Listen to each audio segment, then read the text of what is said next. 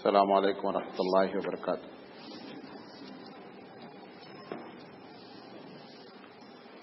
الحمد للہ رب العالمین والعاقبۃ للمتقین والصلاۃ والسلام علی رسولہ الکریم۔ اعوذ باللہ من الشیطان الرجیم، بسم اللہ الرحمن الرحیم۔ لقد کان لکم فی رسول اللہ اسوۃ حسنہ۔ محترم حضرات، ہم سیرت مصطفیٰ صلی اللہ علیہ وسلم پر سلسلے وار گفتگو کر رہے ہیں اور آج اس کا 168واں درس ہے، 167۔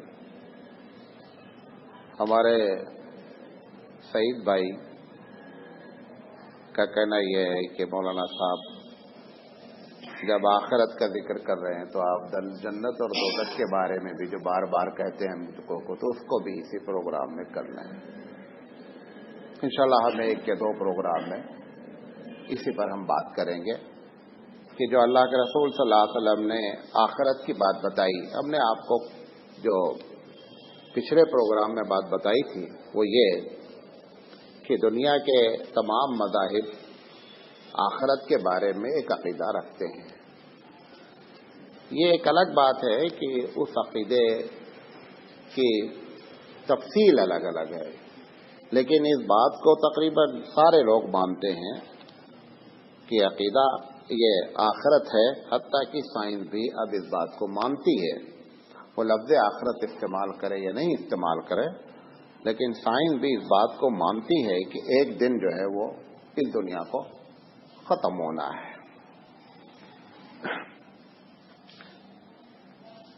اس آخرت کے بارے میں اللہ کے رسول صلی اللہ علیہ وسلم نے جو ہم کو اور خاص کر صحابہ کو، پھر قیامت تک آنے والی امت کو،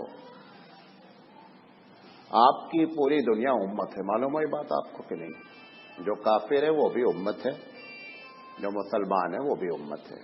آپ یہ کہہ سکتے ہیں یہ امت دعوت ہے، لفظ کی ٹیکنیکلی بات ہے، ورنہ ہر شخص پر یہ لازم ہے کہ محمد صلی اللہ علیہ وسلم کی بات مانیں۔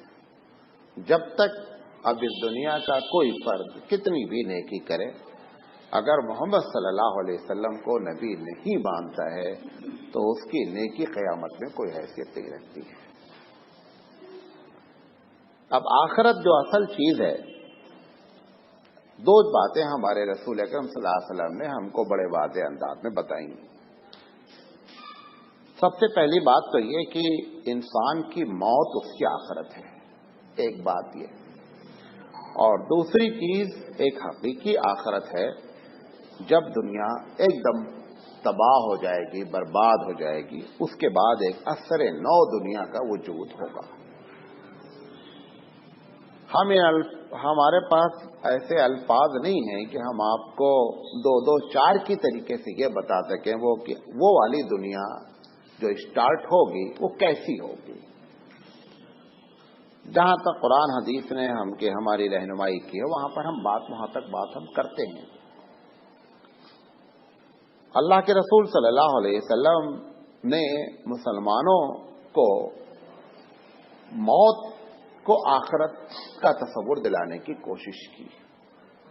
یہ وجہ ہے کہ ہم روزانہ جب سوتے ہیں تو الحمدللہ الذی احیانا بعد ما اماتنا، جب سو کر کے ہم اٹھتے ہیں تو روزانہ یہ دعا پڑھتے ہیں کہ وہ اللہ جو زندگی دی موت کے بعد، تو مسلمان کے لیے ہر دن اس کی یاد دہانی کرائی جاتی ہے کہ دیکھو تمہاری آخرت موت ہے۔ اور ایک دوسری جگہ اللہ کے رسول صلی اللہ علیہ وسلم نے یہ بات بھی بیان فرمائی کہ نیند حقیقت میں موت ہے۔ جس کو چاہتا ہے نیند کے بعد اللہ صبح اٹھا دیتا ہے، اور جس کو چاہتا ہے پرماننٹ سلا دیتا ہے۔ یہ روزانہ جو نیند آتی ہے اور آنے کے بعد آپ کے اوپر دو کیفیت ہوتی ہے نیند آنے کے بعد۔ کبھی کبھی ہم نیند سے جب اٹھتے ہیں تو بہت فریش ہوتے ہیں، ہے نا، اور کبھی کبھی نیند سے اٹھتے ہیں بہت ہی بوجھل ہوتے ہیں۔ دونوں کیفیت ہوتی ہے۔ ایک بات نیند کے اندر بھی دو کیفیت ہوتی ہے. کبھی آپ اچھے اچھے خواب دیکھتے ہیں، کبھی آپ برے برے خواب دیکھتے ہیں. ان دونوں کی بہت بنیادی وجہ ہوتی ہے. وہ جو خواب ہم دیکھتے ہیں، اگر ایک آدمی زکوٰۃ نہیں دے رہا ہے تو اس کے چانسز ہیں کہ وہ خواب میں یہ دیکھے کہ بچھو دیکھ رہا ہے، سانپ دیکھ رہا ہے. یہ جو دیکھ رہا ہے وہ مولوی صاحب عامل صاحب بتا دے کہ تم کو سحر ہے. اس کے پیچھے یہ راز بھی ہوتا ہے. اس کے پیچھے یہ راز ہوتا ہے.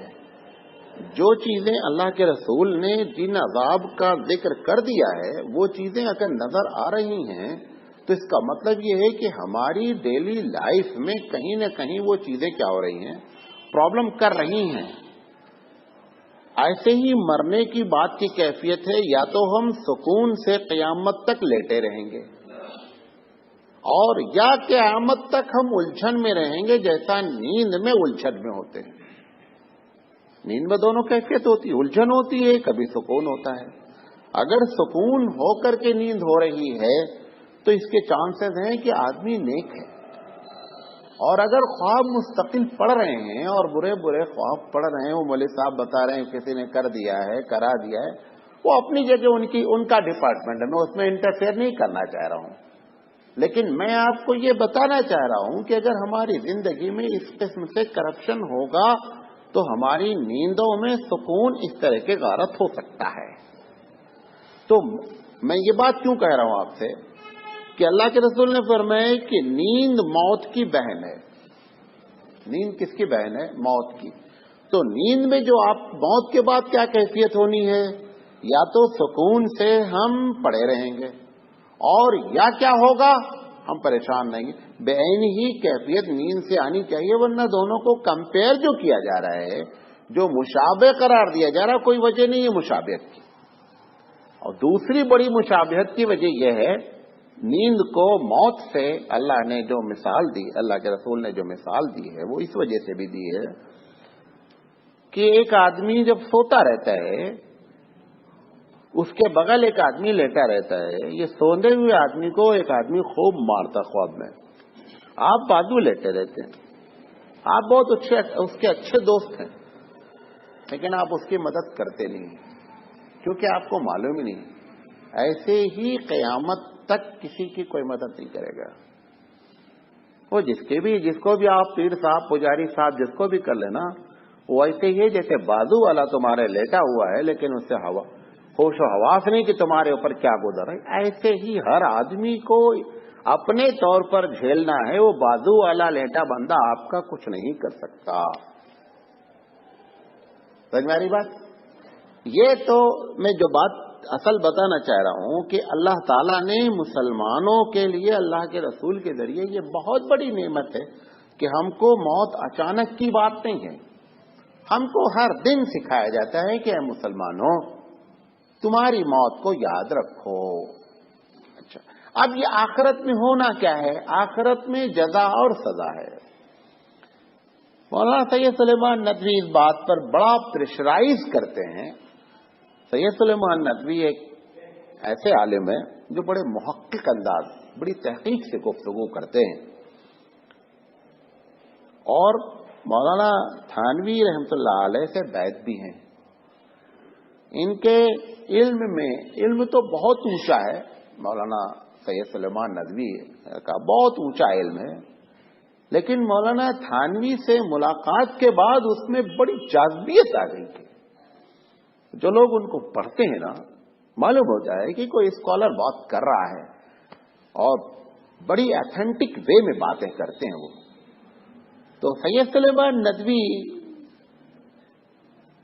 کا کہنا یہ ہے کہ حقیقت میں یہ جو اللہ جو بڑا رحمان اور رحیم ہے، اس کو دوزخ بنانی نہیں چاہیے تھی. انہوں نے کہا یہ جو دوزخ کا چکر ہے، یہ ڈرا ڈرا ڈرا ڈرا کر کے جو دوزخ کی بات کرتے ہیں، تو کہتے ہیں کہ دوزخ حقیقت میں اگر لاسٹ میں رزلٹ دیکھیں تو دو ہی آدمی کو جانا ہے. دو ہی آدمی کو جانا ہے. نمبر 1 جس نے شرک کیا ہے، نمبر 2 جس نے شرک کیا ہے اور حقوق عباد مارا ہے. آپ کا کتنا اچھا بھی دوست ہو، آپ کے بیٹے کو شوٹ کر دیا، آپ کی دوستی ختم ہو جائے گی. نہیں چلو ٹھیک ہے تمہیں مار دیا کوئی بات نہیں، ہماری تمہاری دوستی نہیں رہتی. آپ برداشت نہیں کر سکتے. کیوں؟ وہ آپ اس کے تخلیق میں ایک سبب، اس چھوٹے سے سبب کی بنیاد پر بھی آپ اس کو برداشت نہیں کر سکتے. اسی لیے اللہ بھی حقوق العباد کو برداشت کرتا ہی نہیں ہے. تو جہنم میں جو لوگ رہیں گے نا، ان کے اندر 2 کوالٹی ہونا ضروری ہے، یا منیمم 1 ہو. یا تو مشرک ہوں، چاہے کفر کی حالت میں شرک کیا ہو اور چاہے اسلام کی حالت میں شرک کیا ہو، کوئی فرق اس میں نہیں ہے. بلکہ جس نے اسلام کی حالت میں شرک کیا ہے وہ بڑا مجرم ہے. وہ تو انجانے میں کچھ ایکسکیوز، کچھ معذرت اللہ کے دربار میں پیش کرے گا کہ اللہ میں جانتا نہیں تھا، ایسے گھر میں پیدا ہو گیا. یہ ساری باتوں کے کہنے کی وجہ سے ہو سکتا ہے کہ رب اس کے اوپر کچھ ہلکا معاملہ کرے. کیونکہ ایک پولیس والا اگر ایک باہر کا آدمی، فارن کنٹری والا آ کر کے غلطی کر دیتا ہے تو وہ کہتا ہے بھائی مجھے آپ کا قانون معلوم نہیں تھا. بھلے وہ اس کو چارج لگائے لیکن سمپیتی اندر رکھتا ہے اس کے ساتھ. قانونی لحاظ سے وہ پولیس والا اس کو بچا نہیں پا رہا ہے، لیکن اندر سے کیا ہے وہ اس کے ساتھ ہوتا ہے، کیونکہ اس کو ہوتا ہے کہ یار اس سے بندے کو معلوم نہیں تھا غلطی ہوگی، لیکن اب میں تو قانون کا بندہ ہوں، قانون کے تحت ہوں. ایسے ہی پروردگار عالم ان لوگوں کی گفتگو جب سنے گا تو ان کے ساتھ اس کو سمپیتی ایک نیچرلی چیز ہے. لیکن جس کے ہاتھ میں اس نے کتاب دی ہے ان کے ساتھ وہ قطعی سمپیتی نہیں کرے گا. ان کے ساتھ کیونکہ وہ آپ کو بہت ہی سیدھے اور بہت ہی چمکدار برائٹ راستے پر حضور نے چھوڑا ہے. لہذا ہماری غلطی بہت بڑی غلطی ہوتی ہے. ان کی غلطی یہ سب کہنے سے چھوٹیں گے وہ بھی نہیں، قانون کی گرفت میں آئیں گے، لیکن کچھ نہ کچھ آپ سے معاملہ نرم رہے گا. تو جو جہنم میں جانے کی بات ہے نا، وہ پہلی شرط اس میں یہ ہے جو بھی رہے گا اس کے اندر شرک لازم ہے. وہ چاہے حقوق العباد والا ہی رہے، اس کے اندر بھی شرک کا لازم حصہ پایا جانا چاہیے. جب تک شرک نہیں پایا جائے گا انشاءاللہ جو ہے وہ کوئی جہنم میں نہیں جائے گا. یہ اپنی زندگی میں طے کریں، بس شرک نہیں کرنا ہے، چاہے دنیا ادھر کی ادھر ہو جائے. یہ اگر طے کر لیا تو پوری امید ہے. اب آپ دیکھیں شرک، یہ جو دوزخ ہے، ہم دوزخ کا منظر تو انشاءاللہ زندگی نہیں تو کل آپ کے سامنے بیان کریں گے. آج میری طبیعت بھی تھوڑی سی اندر ہے. اللہ تعالی پہلے اسٹیپ میں جب ہم گناہ کرتے ہیں، دیکھیں کہاں سے وہ ہم کو کنٹرول کرتا ہے. ہم جب پیدا ہوتے ہیں تو پیدا ہونے کے بعد، ہم سے مراد آدم علیہ السلام کے پیدا ہونے کے بعد جب مخلوق بڑی تیزی سے، تو اللہ نے ہر موقع پر اس کو، بندے کو یہ بتانے کی کوشش کی دیکھ یہاں پہ گڑھا ہے، ادھر نہیں جانا. کہیں بھی اس نے بغیر آپ کو گائیڈ کے نہیں چھوڑا کہ کسی طرح یہ ہمارے بندے ہماری پکڑ میں نہیں آویں. کیونکہ دیکھیں جو آدمی شفقت اور رحمت رکھتا ہے وہ کبھی اس کا انتظار نہیں کرتا کہ آپ غلطی کریں اور ہم پکڑیں، آپ غلطی کریں ہم پکڑیں. یہ شفقت اور رحمت کے اینٹی چیز. جیسے ماں ہے، باپ ہے، اگر یہ طے کر لیں کہ کب بچہ غلطی کرے کب مارے تو دن بھر آپ کو مارتے ہی رہنا ہے. وہ ماں باپ کے دل میں پروردگار عالم جو شفقت اور رحمت رکھے ہوئے ہے، اس کی بنیاد پر یہ دوسرا شیل نکال دیا ہے اس نے کہ بچے کے غلطی کا انتظار کرتا رہے ماں باپ اور پکڑ کر ماریں. ایسے ہی پروردگار عالم چاہتا نہیں ہے کہ اس کی گرفت میں کوئی آوے. تو پہلی بات تو آپ کو اور ہم کو اس سے بچانے کے لیے اس نے ہم کو زندگی میں رہنمائی کی. نمبر 1، اس امت کے ساتھ، امت محمدی صلی اللہ علیہ وسلم کے ساتھ ایک دوسرا بہت بڑا معاملہ کیا اللہ تعالیٰ نے. کہ نبی تو آ کر کے اپنی بات بتا کر کے اپنا پیغام پہنچا کر کے چلے گئے، لیکن رسپانسبلٹی امت پر ڈال گئے کہ بتاتے رہنا آگے بڑھا ہے.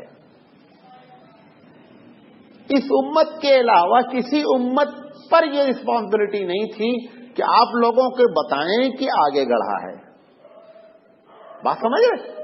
تو ہمارے نبی کریم صلی اللہ علیہ وسلم کے ماننے والوں پر اللہ نے تبلیغ فرض اس لیے کی ہے کہ یہ بات برابر معلوم ہوتا رہے کہ دیکھو اس راستے میں فلاں جگہ گڑا ہے، بچتے رہنا. اور وہ بہت بڑی ذمہ داری ہمارے اوپر ڈالی گئی، کیوں؟ ہماری گرفت سے بچ جائے. تو پہلا کام اس نے کیا، نبی بھیجا، نبی کے ذریعے بات بتائی. دوسرا کام یہ کیا کہ امت پر یہ رسپانسبلٹی ڈال دی، تبلیغ کی کہ کسی طریقے سے یہ ہماری گرفت سے بچتے رہیں.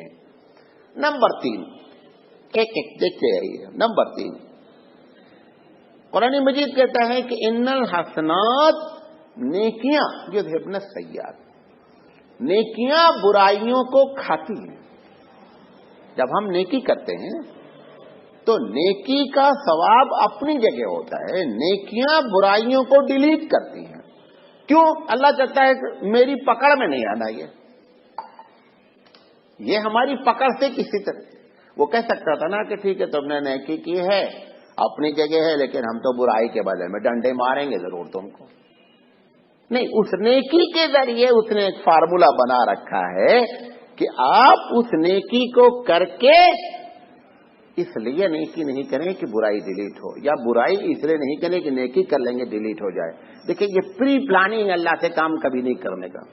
اس کے پہلے بھی آج مرتبہ ایک بات بتایا ہوں، کیونکہ جب ایسی تقریریں ہوتی ہیں، یہ فکری تقریریں ہوتی ہیں، اس میں جب ہوتی ہے تو کراس کوسچن شیطان بہت ڈلواتا ہے سائڈ سے لا کر کے. اس میں بہت الرٹ ہونے کی ضرورت ہوتی ہے.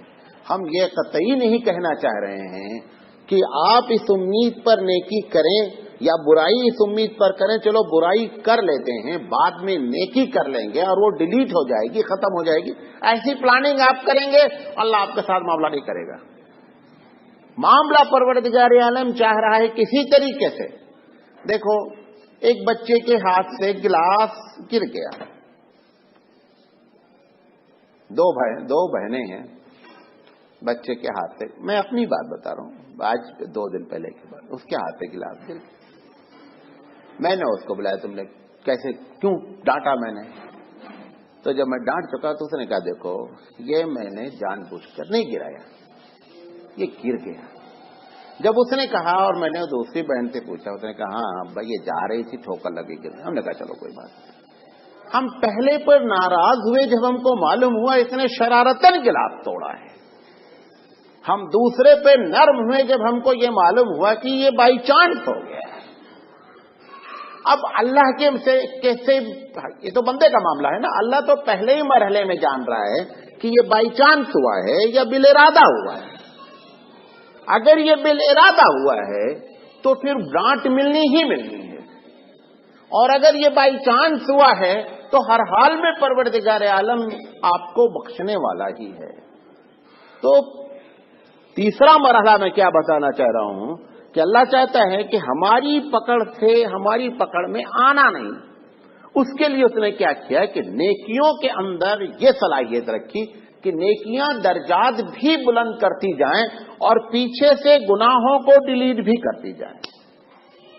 حدیث میں صراحتاً دکھ رہے اللہ کے رسول صلی اللہ علیہ وسلم فرماتے ہیں کہ جب آپ وضو کرتے ہیں تو ہاتھ جب دھلتے ہیں تو ہاتھ سے جو گناہ ہوئے ہیں وہ جھڑ جاتے ہیں.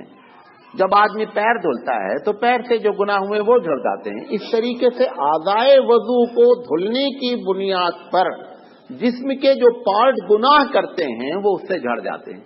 یہ ایک الگ بات ہے کہ یہ جھڑنے والے گناہ صغیرہ ہوتے ہیں، کبیرہ نہیں ہوتے. صغیرہ ہوتے ہیں، کبیرہ نہیں ہوتے ہیں. اس کی بھی وجہ ہے.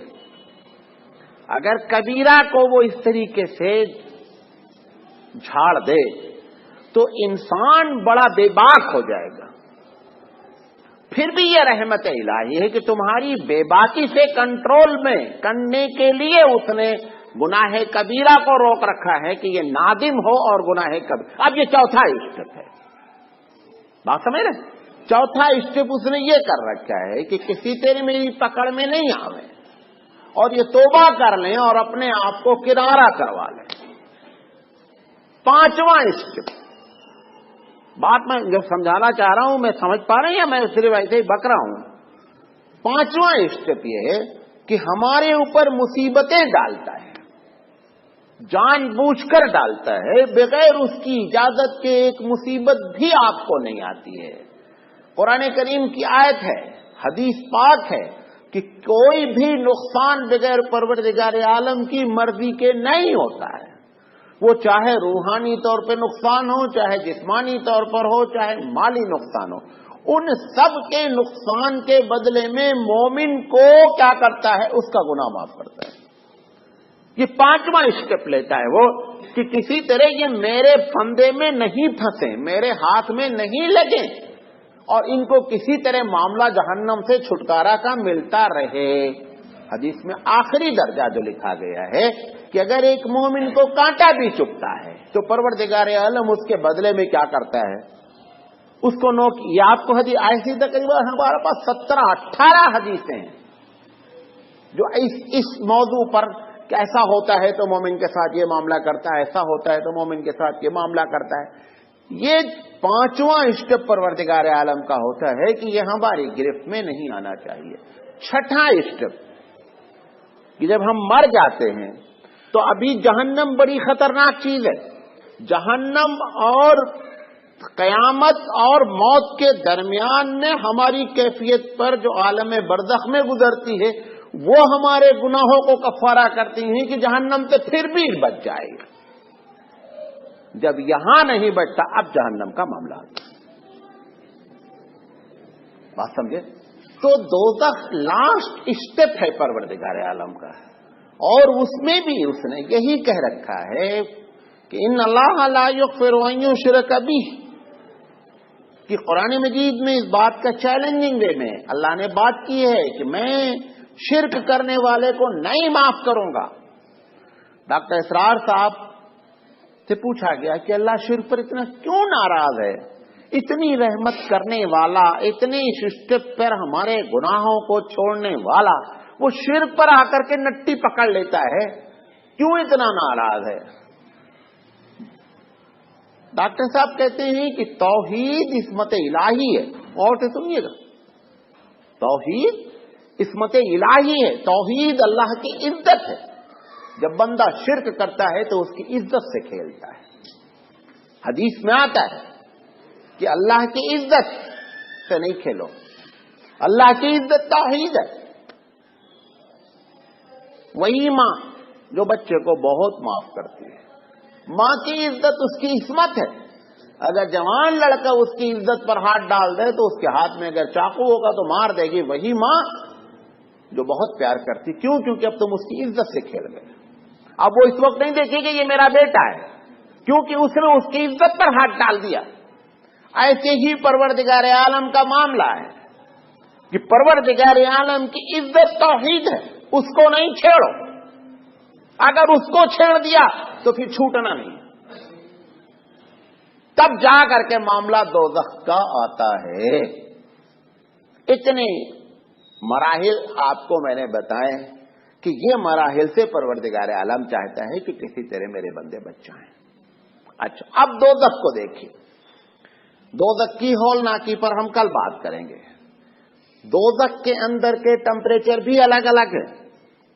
दोज़ख में मुस्तकिल अलग अलग बेसमेंट है। जन्नत स्टोरीज है, जहन्नम बेसमेंट है। कुरान मजीद कहता है इन्नल मुनाफिकीन फी दरकिल अस्फली मिनन नार, कि मुनाफिक बेसमेंट के सबसे निचले वाले हिस्से में होगा, क्योंकि जितना नीचा होता है टेम्परेचर बढ़ता रहता है। जहन्नम का टेम्परेचर, फिर बेसमेंट का टेम्परेचर, तो टेम्परेचर पर टेम्परेचर।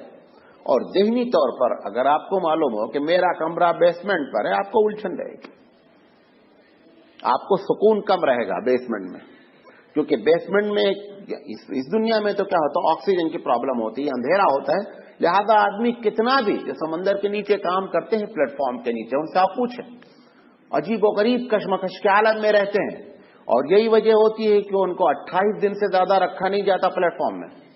ہر 28 دن کے بعد ان کو 28 دن کی چھٹی دے دیتے ہیں کہ چلے جاؤ, تم نہیں رہ سکتے ہو.